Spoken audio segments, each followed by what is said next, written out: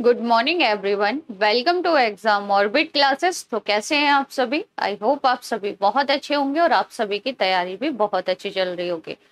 तो फ्रेंड्स, आज के सेशन में 9 जनवरी से बनने वाले सभी महत्वपूर्ण क्वेश्चंस के बारे में डिस्कस करेंगे। अगर आप किसी भी एग्जाम की तैयारी कर रहे हैं तो ये क्लास आप सभी के लिए बहुत ही महत्वपूर्ण रहने वाली है। तो एक बार आप सभी क्लास को शेयर कर देंगे। क्लास स्टार्ट करने से पहले आप सभी के लिए एक सवाल है जिसका आंसर आपको देना है कमेंट्स बॉक्स में। सैन्य टैटू और जनजातीय नृत्य जो उत्सव है 23 और 24 जनवरी 2023 को कहां पर होगा? मणिपुर, उड़ीसा, कर्नाटक या फिर नई दिल्ली? इस सवाल का आंसर आपको मिलेगा क्लास के लास्ट में। तो चलिए डिस्कस करते हैं फर्स्ट क्वेश्चन। G20 की पहली बैठक 31 जनवरी 2023 को कहां पर होने वाली है? बहुत ही महत्वपूर्ण ये प्रश्न है फ्रेंड्स, है ना। तो देखिए 31 जनवरी 2023 को G20 की जो पहली बैठक होगी ना, वो पुडुचेरी में होगी। कहां पर? याद रखेंगे आप सभी, ये बैठक होने वाली है पुडुचेरी में। जैसा कि आप सभी जानते हैं कि जो G20 समूह है, G20 समूह 2023 की जो अध्यक्षता है वो कौन कर रहा है? भारत। आपसे पूछा जा सकता है कि भारत ने जो G20 की अध्यक्षता है ये किससे ग्रहण की है? तो याद रखेंगे इंडोनेशिया से। किससे ली है भारत ने? तो इंडोनेशिया से ली है फ्रेंड्स, याद रखना है आप सभी को, ये पूछा जा सकता है ना। G20 एक ऐसा समूह है जिसका कोई भी स्थायी सचिवालय या मुख्यालय नहीं है। तो 2023 में भारत इसकी अध्यक्षता कर रहा है और जगह जगह इसकी बैठक आयोजित होने वाली है। आगे डिस्कस करें, कोलकाता में भी बैठक होगी जो कि वित्तीय समावेशन के लिए वैश्विक साझेदारी पर पहली बैठक की मेजबानी करेगा। कौन? कोलकाता, पश्चिम बंगाल। तिरुवनंतपुरम में स्वास्थ्य एवं एक कार्य समूह की बैठक आयोजित की जाएगी। ये हम G20 की जो बैठक होने वाली है उनके बारे में डिस्कस कर रहे हैं। चेन्नई में फ्रेंड्स शिक्षा पर एक बैठक की मेजबानी की जाएगी। गुवाहाटी पहली स्थायी वित्तीय बैठक की मेजबानी करेगा। इसके अलावा चंडीगढ़, याद रखेंगे, चंडीगढ़ पहली वित्तीय वास्तुकला बैठक की मेजबानी करेगा। तो ये जो आगामी G20 बैठक भारत में होने वाली हैं, इनमें से कोई ना कोई आपसे एग्जाम में जरूर पूछ ली जाएगी। आगे बढ़ते हैं। अगर आप लोग पहली बार चैनल पर विजिट कर रहे हैं तो चैनल को सब्सक्राइब कर लीजिएगा, साथ ही बेल आइकन दबाना बिल्कुल ना भूलें, जिससे आप सभी को जो क्लास का नोटिफिकेशन है वो सबसे पहले मिल जाएगा। इस क्लास की पीडीएफ आपको मिलेगी टेलीग्राम चैनल पर।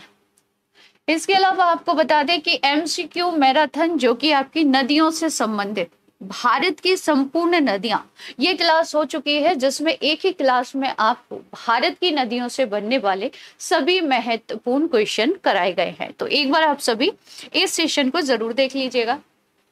इसके अलावा आपका जो दिसंबर 2022 है, टॉप 50 प्लस जो सवाल हैं करंट अफेयर के, वो इस सेशन में कराए गए हैं। अगला सवाल है कि पहली बार फॉर्मूला ई वर्ल्ड चैंपियनशिप रेस की जो मेजबानी है ये कौन करने वाला है? तो फ्रेंड्स, भारत इसकी मेजबानी पहली बार करेगा और ये जो प्रतियोगिता है ना, ये हैदराबाद में होगी। कहां पर? हैदराबाद, तेलंगाना में इसका आयोजन किया जाएगा। आइए डिस्कस कर लेते हैं इस इवेंट के बारे में। तो देखिए, फॉर्मूला ई रेस का आयोजन 11 फरवरी 2023 को पहली बार भारत में होगा। हैदराबाद इस रेस की मेजबानी करने वाला है। भारत के अलावा ब्राजील 25 मार्च को पहली बार फॉर्मूला ई रेस की मेजबानी करेगा। ठीक है। फॉर्मूला ई इलेक्ट्रिक वाहन क्षेत्र में शीर्ष मोटर स्पोर्ट्स है, पूछा जा सकता है। मोटर स्पोर्ट्स की जो संचालन संस्था है इसका नाम क्या है? तो फ्रेंड्स, इसका नाम है FIA। अब डिस्कस कर लेते हैं अन्य ऑप्शंस के बारे में। जैसे चेन्नई से आपको याद रखना है कि जो शतरंज ओलंपियाड है, शतरंज ओलंपियाड की पहली बार देश में किसने मेजबानी की है? चेन्नई ने। गांधीनगर से आप याद रखेंगे डिफेंस एक्सपो, डिफेंस एक्सपो 2022 की जो मेजबानी है वो गांधीनगर के द्वारा यानी कि गुजरात के द्वारा की गई। भोपाल से आपको याद रखना है खेलो इंडिया यूथ गेम्स, खेलो इंडिया यूथ गेम्स की जो मेजबानी है ये कौन करेगा? तो भोपाल, मध्य प्रदेश करने वाला है। आगे डिस्कस करेंगे कुछ एक्स्ट्रा फैक्ट, जैसे कि जेहान दारूवाला इनका संबंध किससे है? तो याद रखेंगे भारत के फॉर्मूला 2 रेसर है ये, जिन्हें आप सभी पिक में देख सकते हैं। चलो चंबा अभियान ये कहां पर चलाया गया था? हिमाचल प्रदेश में। अन्य जानकारियों में डिस्कस कर लेते हैं, जैसे कि राष्ट्रमंडल खेल 2022 ये कहां पर हुए थे? तो याद रखेंगे इंग्लैंड के बर्मिंघम में ये आयोजित किए गए थे। कॉमनवेल्थ गेम्स 2022 की जो मेजबानी है ये कौन करने वाला है फ्रेंड्स? तो ऑस्ट्रेलिया करेगा। 2023 पुरुषों का जो हॉकी विश्व कप है इसकी मेजबानी कर रहा है उड़ीसा। खेलो इंडिया यूथ गेम्स 2021 कहां पर हुए थे? तो 2021 का जो आयोजन है वो हरियाणा में किया गया था और हरियाणा ही फ्रेंड्स इसमें विजेता रहा था और उप विजेता रहा था महाराष्ट्र। अगला सवाल है कि किस राज्य सरकार ने राज्य में जाति सर्वेक्षण शुरू किया है? तो फ्रेंड्स ये जो सर्वेक्षण है ना, ये बिहार गवर्नमेंट के द्वारा शुरू किया गया है। किसके द्वारा? तो याद रखेंगे बिहार गवर्नमेंट ने इसकी शुरुआत की है।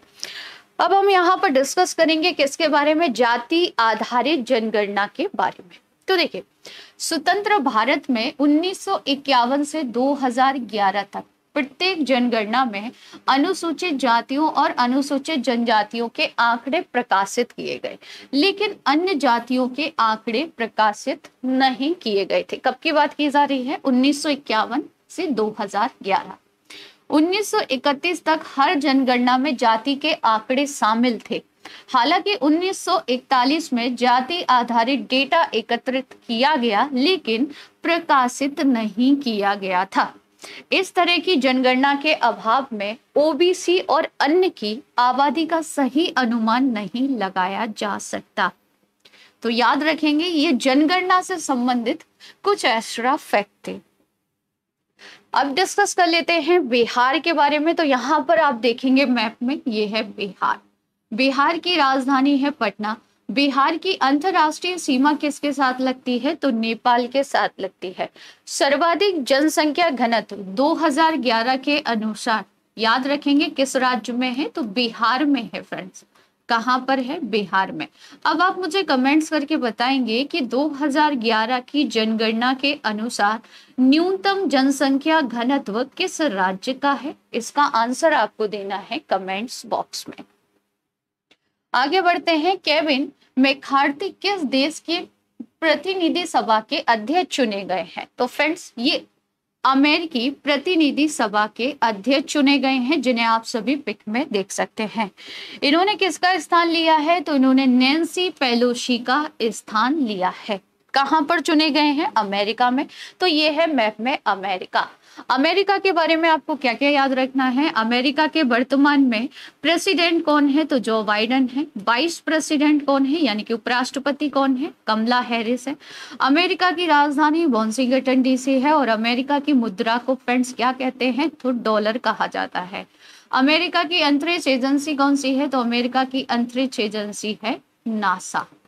तो ये बेसिक इंफॉर्मेशन आप सभी को अमेरिका के बारे में याद रखनी है। नेक्स्ट क्वेश्चन है कि भारत के स्वतंत्रता संग्राम में भूमिका पर एक नई पुस्तक जिसका नाम है क्रांतिकारी, इसके लेखक कौन है? तो फ्रेंड्स ये जो पुस्तक है ना, ये संजीव सान्याल के द्वारा लिखी गई है। पुस्तक कौन सी है? तो याद रखेंगे क्रांतिकारी है। अब कुछ अन्य पुस्तकों के बारे में भी डिस्कस कर लेते हैं जो कि न्यूज में रही। पहली बुक है कि force in the road my days at RBI and beyond. इस पुस्तक के लेखक कौन है? तो फ्रेंड्स याद रखेंगे सी रंगराजन द्वारा यह पुस्तक लिखी गई है। The light we carry overcoming in uncertain time नामक पुस्तक के लेखक कौन है? तो इस पुस्तक को लिखा है मिशेल ओमावा ने, जिन्हें आप सभी पिक में देख सकते हैं। ह्यूमन एटोनॉमी के लेखक कौन है? होम्योपैथिक चिकित्सा डॉक्टर, इनका नाम है AK द्विवेदी। इनके द्वारा यह पुस्तक लिखी गई है। लेखिका मानसी गुलाटी ने अपनी पुस्तक मिरेकल ऑफ फेस योगा का विमोचन किया है, जिन्हें आप सभी पिक में देख सकते हैं, राष्ट्रपति द्रौपदी मुर्मू जी के साथ। अगला सवाल है कि 12 से 16 जनवरी 2023 तक परशुराम कुंड जो उत्सव है ये कहाँ पर होने वाला है? तो फ्रेंड्स इस उत्सव का जो आयोजन है वो अरुणाचल प्रदेश में किया जाएगा। कहाँ पर मनाया जाएगा? तो याद रखना है ये उत्सव मनेगा अरुणाचल प्रदेश में। नेक्स्ट क्वेश्चन है कि किस राज्य या केंद्र शासित प्रदेश की संस्कृति, भाषा और रोजगार की रक्षा के लिए समिति का गठन किया गया है? तो फ्रेंड्स ये जो समिति है ना, लद्दाख के लिए बनाई गई है। किसके लिए? लद्दाख। इस समिति की अध्यक्षता कौन करेगा? तो इस समिति की अध्यक्षता की जाएगी गृह राज्य मंत्री नित्यानंद राय के द्वारा। इस समिति में कितने सदस्य होंगे? तो ये 17 सदस्यीय समिति है जो किस लिए बनाई गई है? लद्दाख के। इस समिति में लद्दाख की भौगोलिक स्थिति और सामरिक महत्व को देखते हुए सांस्कृतिक और भाषा के संरक्षण पर चर्चा की जाएगी। अब डिस्कस कर लेते हैं कि समिति की आवश्यकता क्यों थी। तो देखिए फ्रेंड, राष्ट्रीय अनुसूचित जनजाति आयोग ने सिफारिश की है कि केंद्र शासित प्रदेश यानी कि लद्दाख को संविधान की 6वीं अनुसूची में शामिल किया जाए। आगे डिस्कस करेंगे 6वीं अनुसूची आखिर है क्या। तो देखिए इस मांग के पीछे मुख्य कारण यह है कि लद्दाख की 90% से अधिक आबादी आदिवासियों की है। लद्दाख क्षेत्र में ड्रोकपा, बल्ती और चांगपा जैसे समुदाय के कई विशिष्ट सांस्कृतिक विरासत है जिन्हें संरक्षित और बढ़ावा देने की आवश्यकता है। अब हम जानेंगे किसके बारे में? 6ठी अनुसूची के बारे में, संविधान की।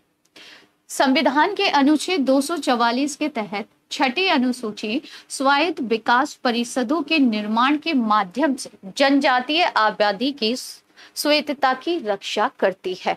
फ्रेंड्स अभी इसमें कितने राज्य शामिल हैं? तो याद रखना है आप सभी को, ये राज्य पूछ लिए जाते हैं कि भारतीय संविधान की 6वीं अनुसूची में कौन कौन से राज्य शामिल हैं। तो याद रखेंगे इसमें असम है, मेघालय है, त्रिपुरा है और मिजोरम इसमें शामिल है। लद्दाख को इसमें शामिल करने के लिए मांग उठाई जा रही है। तो मैप में आप सभी देखेंगे फ्रेंड्स, ये है लद्दाख। याद रखेंगे ये जो कारगिल वाला क्षेत्र है ये किस केंद्र शासित प्रदेश में आता है? तो ये लद्दाख में आता है। लद्दाख की राजधानी लेह है।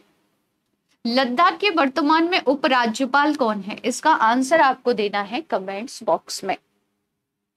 अगला सवाल है कि खबरों में रहे वाल्टर कनिंघम का संबंध किससे है? तो फ्रेंड्स हाल ही में इनका हो गया है निधन और ये एक अंतरिक्ष यात्री थे। इनका संबंध था अपोलो मिशन से। अपोलो मिशन किसका है? तो अपोलो मिशन है नासा का।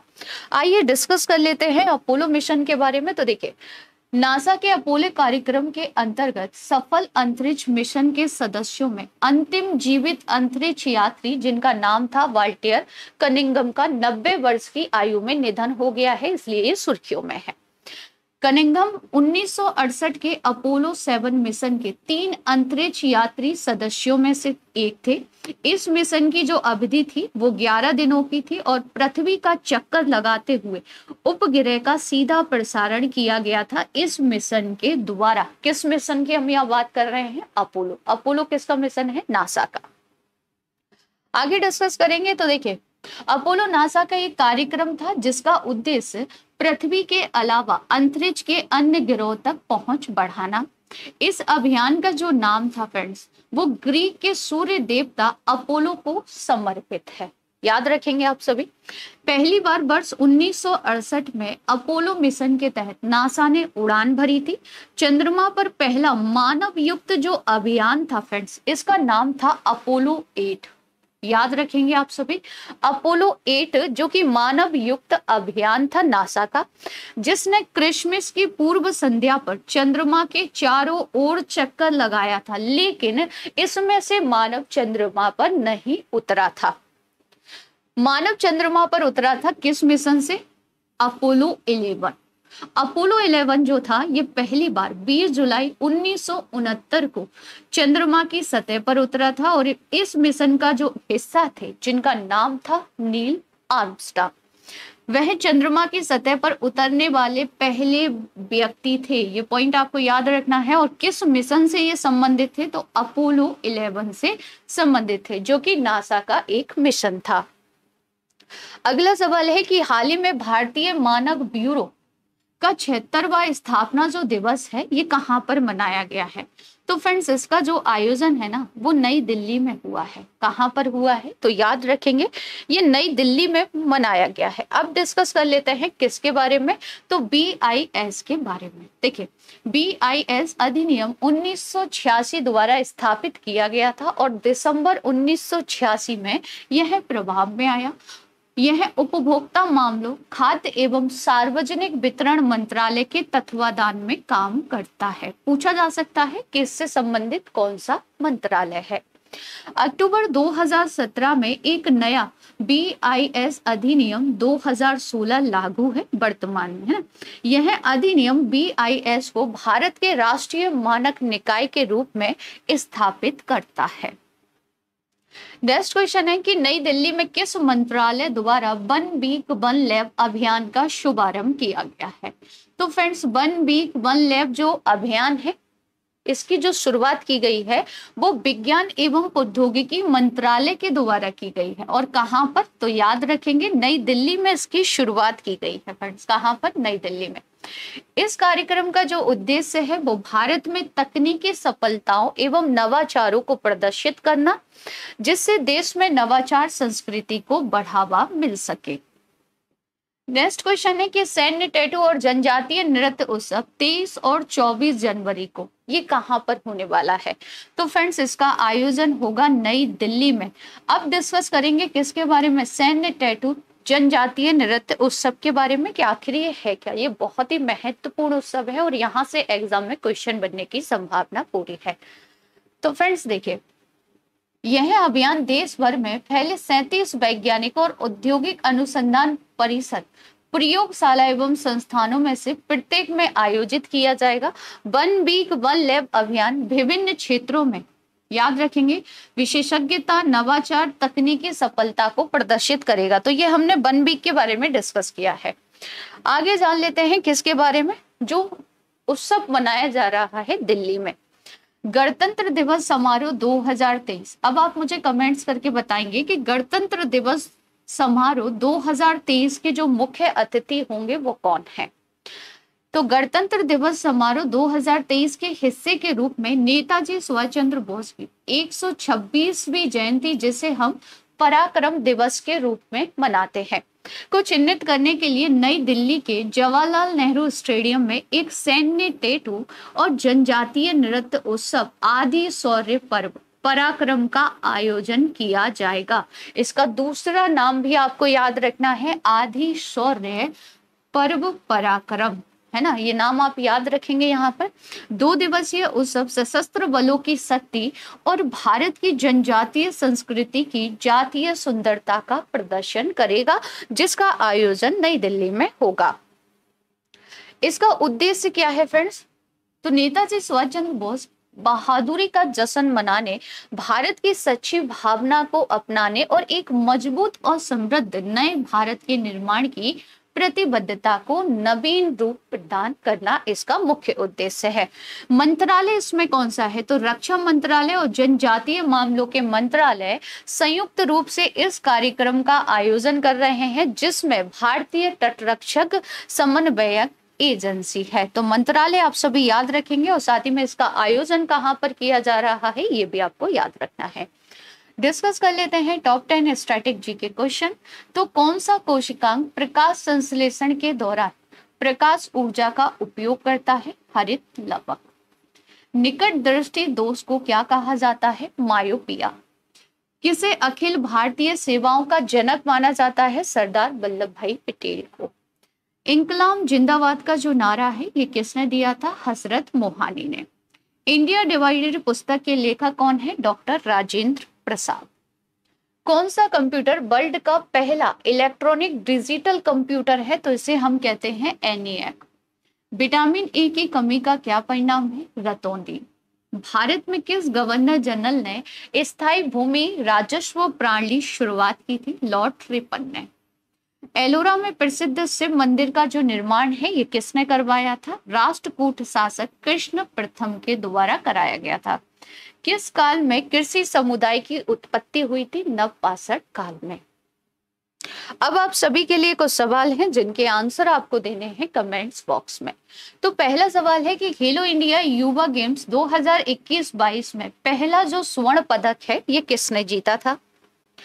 भारतीय भूवैज्ञानिक सर्वेक्षण विभाग ने निम्न में से किस राज्य में भारत का सबसे बड़ा स्वर्ण भंडार खोजा है?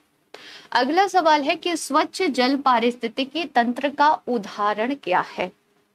नेक्स्ट क्वेश्चन है कि प्रकाशीय ऊर्जा को रासायनिक ऊर्जा में कौन बदलता है? तो फ्रेंड्स इन सभी के आंसर आपको देने हैं कमेंट्स बॉक्स में।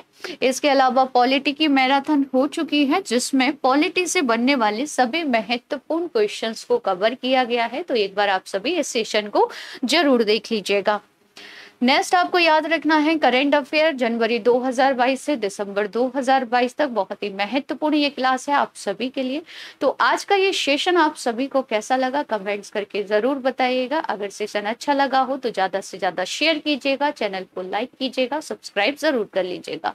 मिलते हैं नेक्स्ट सेशन में एक नए टॉपिक के साथ, तब तक के लिए थैंक यू सो मच।